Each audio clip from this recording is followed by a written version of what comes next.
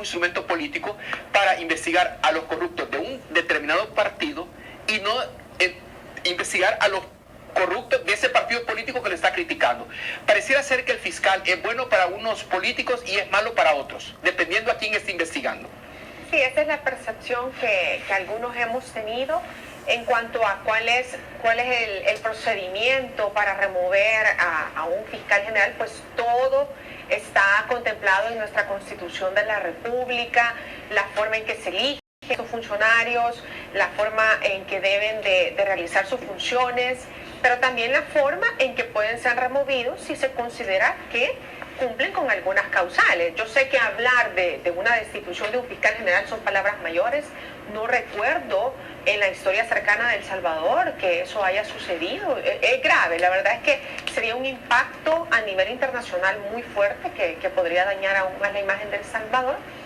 Pero también veamos cuál es el trasfondo que hay de esa posibilidad, y es que la misma Constitución ha previsto la posibilidad de que la República se proteja a sí misma. ¿Qué significa esto? Bueno, el fiscal general es electo cada 3 años, una asamblea legislativa únicamente, que también se elige cada 3 años, únicamente puede elegir una vez a un fiscal general de la República.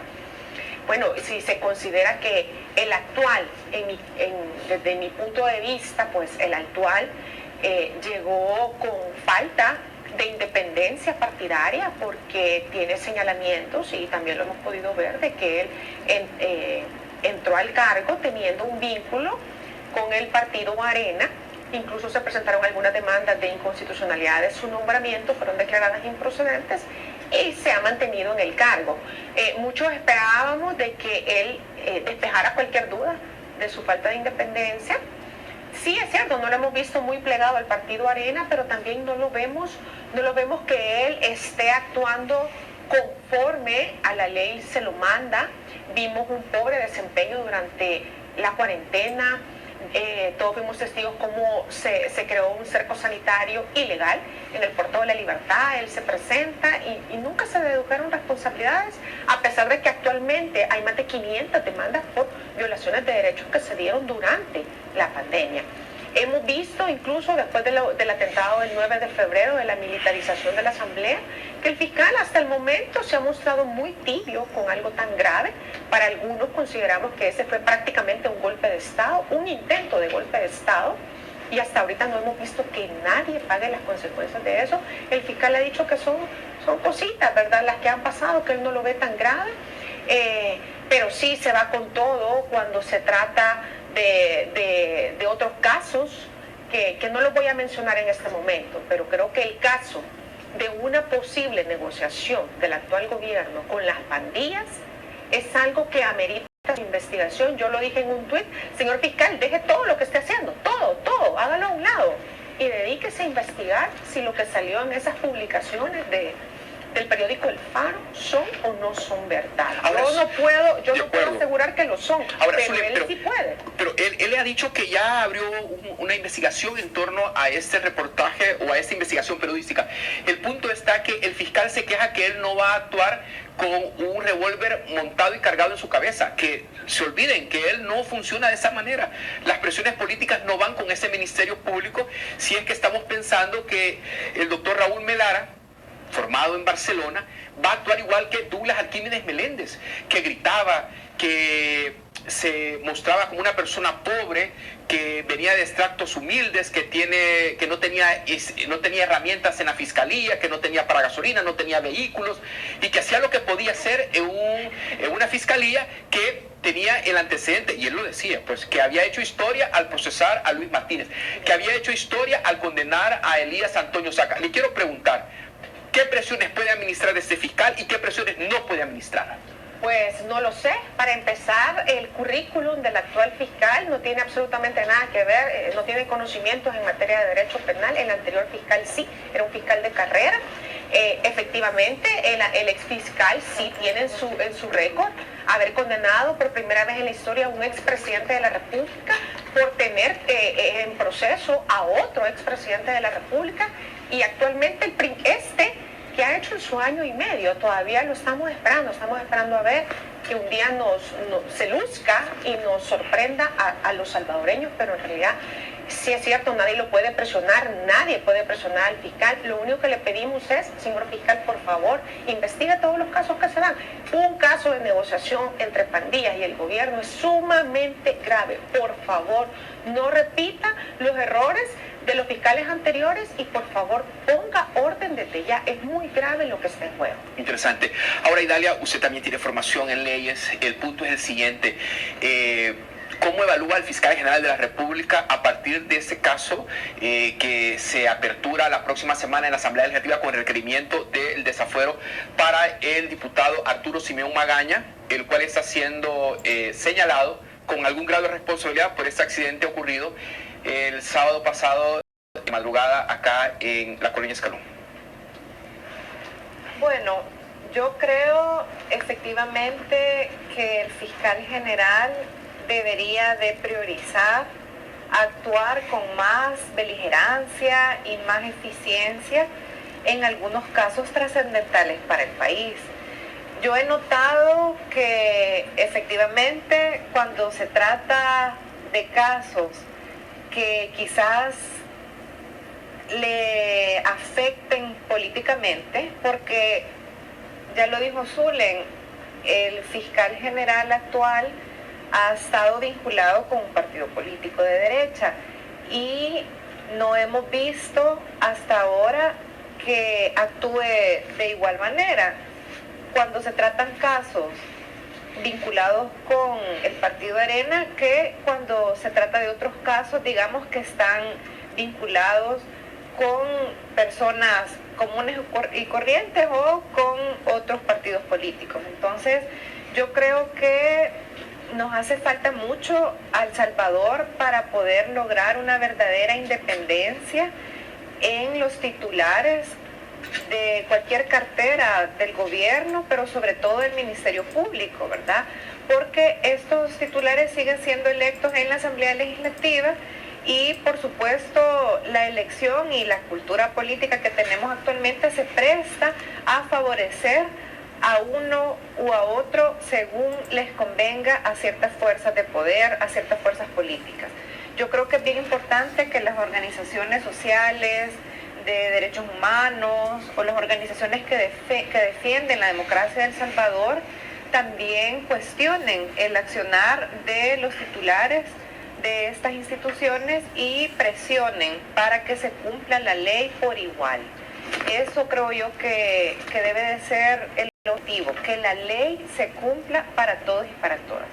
Yo creo que en el caso del diputado Magaña ha habido también una presión mediática, una presión en redes sociales que ha obligado a actuar tanto al fiscal como al mismo gobierno, ¿verdad? En las primeras horas estuvo un silencio un poco tenso porque ya la ciudadanía se estaba pronunciando que si iba a ser protegido por el gobierno actual, porque se ha visto que ya prácticamente no representa la agenda de Arena, sino que en el gobierno o del presidente, que es, digamos, muy cercano a él, que prácticamente se suma incluso en las votaciones en la Asamblea Legislativa a la agenda del gobierno, y la gente cuestionaba que si se iba a proteger, ¿verdad? Yo en lo personal creo que evidentemente no se ha visto aquella crítica beligerante de las instituciones del Estado, del mismo presidente, al accionar de él, que es grave, ¿verdad?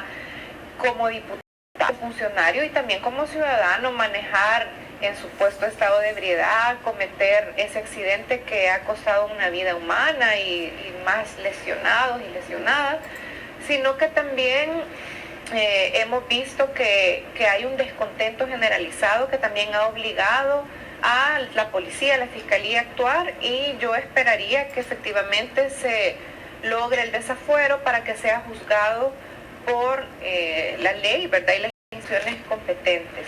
En lo personal también, José Luis, yo estoy de acuerdo con el desafuero. El FMLN presentó en enero una propuesta para quitar el fuero a los funcionarios y funcionarias públicos en delitos graves que tenían que ver con homicidios, feminicidios, delitos sexuales, etc.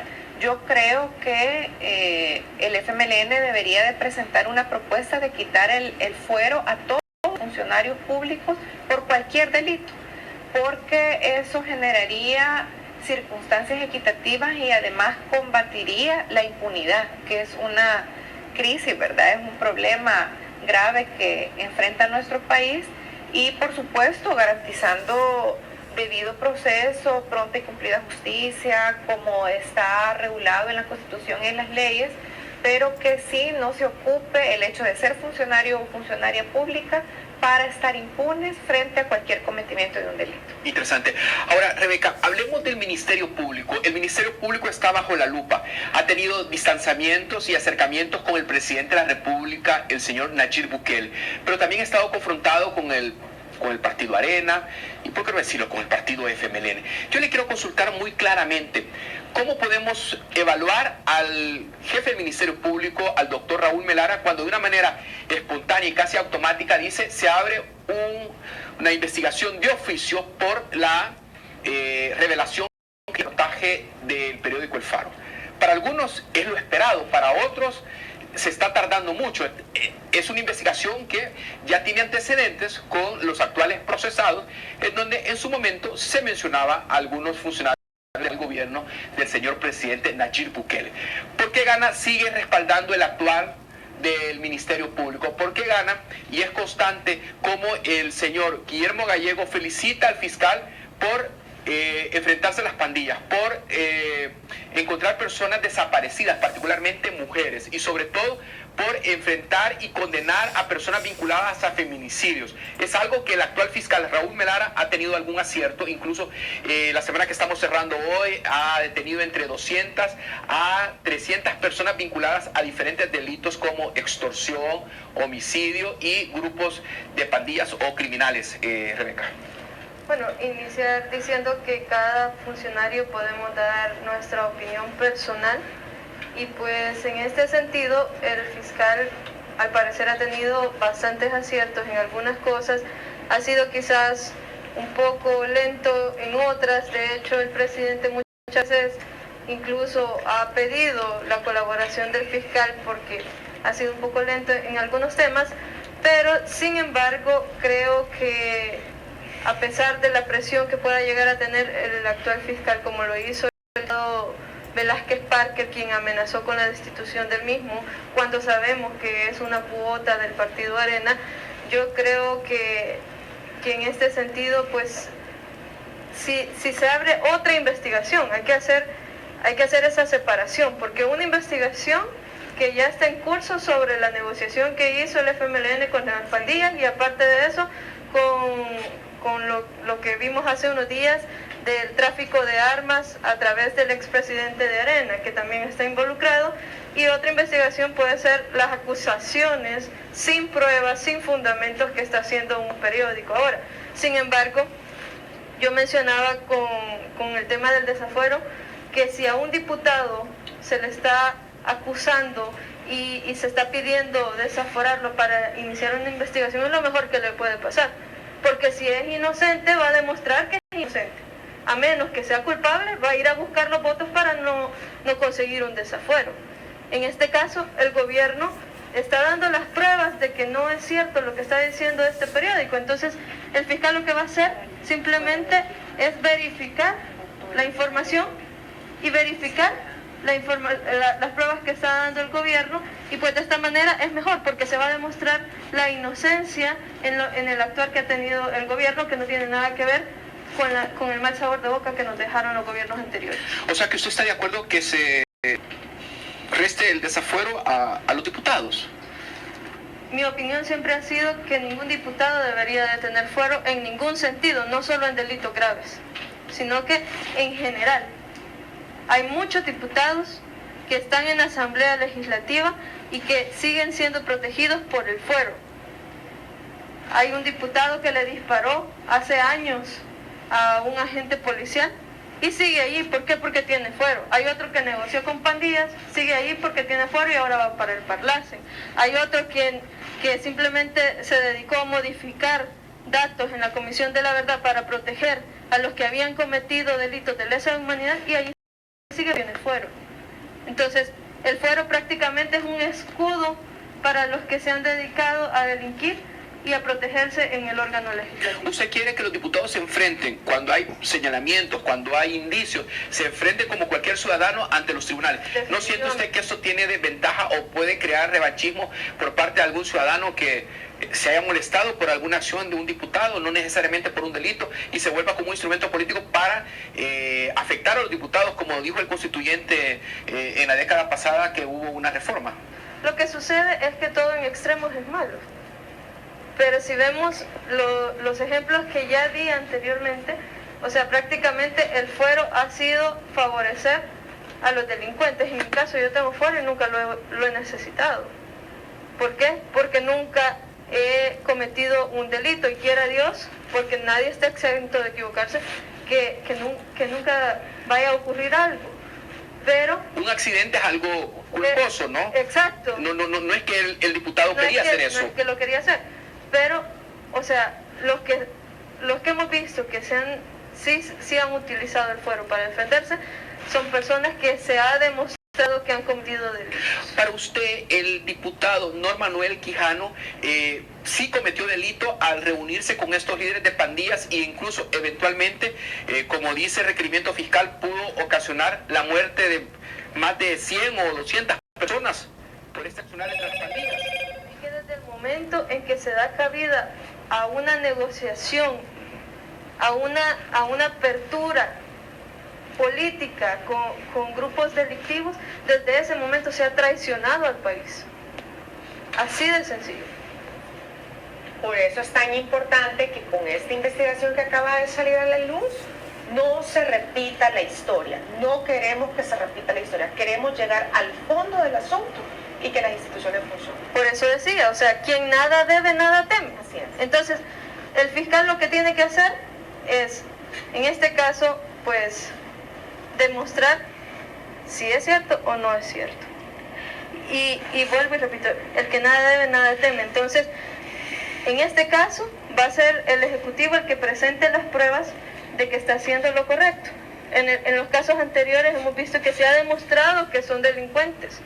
Y siguen ahí, ¿por qué? Por un fuero que no debería existir. Pero nuestro país está listo para que un funcionario o un exfuncionario sea condenado por las pandillas. ¿Estamos listos?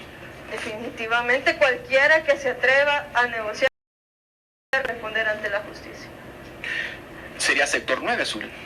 Hay que ampliarlo entonces, porque posiblemente todos los partidos políticos han negociado con las pandillas. Hasta el momento solo tenemos indicios, tenemos los videos, tenemos las declaraciones, pero vemos lentitud. Yo al inicio de este tema dije, imagínense que todos vimos al actual alcalde de San Salvador en esos videos entregando fajos de dinero a las pandillas.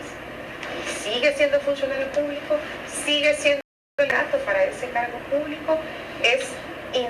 De verdad es inaudito. ¿Por qué? Porque a los salvadoreños se nos olvida, tenemos memoria corta, todos los perdonamos. ¿Por qué? Porque ninguno de estos ha sido condenado, a ninguno se les ha llevado a la justicia y se les ha dicho, usted pactó con pandillas, usted va a recibir este castigo. No, hasta el momento el fiscal solamente abre los procesos, el alcalde de San Salvador no tiene fuero. Y sin embargo, como repito, sigue trabajando normal. Así que yo también estoy totalmente de acuerdo en que el fuero sea eliminado. Quizás porque nosotras somos mujeres, no tenemos esos pasados, esas cosas que andar ocultando. Por eso es que podemos nosotras decir, no lo necesitamos. Pero hay otros que incluso han sido funcionarios, están señalados por enriquecimiento ilícito, porque también tienen aquellos expedientes en probidad donde no pueden justificar 1.4 millones y están buscando otra vez llegar a la asamblea. ¿Por qué? Porque quieren posiblemente fuero, porque si allá se determina que sí se enriquecieron ilícitamente cuando estaban en un cargo público, no van a poder ser procesados, tienen fuero. Al final estamos nosotros fomentando la impunidad.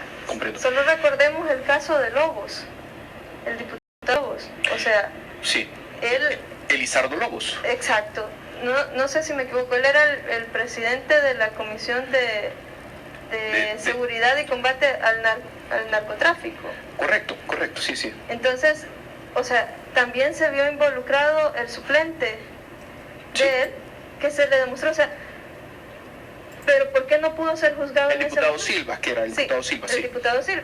Entonces, ¿pero por qué no pudo ser juzgado en ese momento? Porque tenía fuero. Se le demostró absolutamente todo, pero como era un diputado con fuero, no pudo ser juzgado. O sea, qué increíble que el suplente de la presidencia de la Comisión de Seguridad y Combate a la Narcoactividad era narco y estaba protegido por la Asamblea.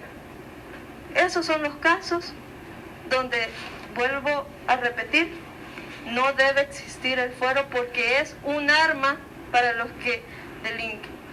Ok. Idalia, no sé si usted tiene presente aquel pornovideo de las fiestas en los centros penales. Sé que fue durante el periodo de Alianza Republicana Nacionalista, pero ¿eso le indigna a usted como mujer? No, me indigna como ciudadana por los privilegios que se le daban y que al parecer se le siguen dando a los reos, a las personas que están privadas de libertad. Y por supuesto me indigna como mujer porque se suma a la violencia de género el hecho de utilizar el cuerpo de la mujer como objeto sexual, ¿verdad? Como entretenimiento masculino. Y eso, por supuesto, nosotras como mujeres, pero también la sociedad entera, debemos de criticarlo, enfrentarlo y combatirlo. Perfecto. Vamos a nuestra última pausa. Mantengan nuestra sintonía. Volvemos en las 8 de la noche. Estamos hablando pues de temas nacionales, de temas políticos. Y en ese contexto pues nos vamos a lo que se registra durante la semana cuando el grupo parlamentario, el FMLN, se presenta ante la Corte Suprema de Justicia y presenta un recurso de inconstitucionalidad a una reforma al Instituto de Acceso a la Información. Hay un comisionado pendiente de elección. Entonces, conocemos cómo Idalia Cepeda, en compañía de otros diputados, llegó a la Corte Suprema de Justicia a presentar ese recurso en busca de transparencia en el manejo de la pandemia. Veamos. Nosotros y nosotras somos un grupo de ciudadanos comprometidos con la democracia. Somos también miembros del FMLN y que este día comentarles que vamos a presentar una demanda de inconstitucionalidad contra el artículo 52 y 56 de la Ley de Acceso a la Información Pública, que trata puntualmente sobre el nombramiento y destitución de los comisionados del Instituto de Acceso a la Información Pública. ¿En qué sentido? Porque consideramos que está violándose principios constitucionales al permitir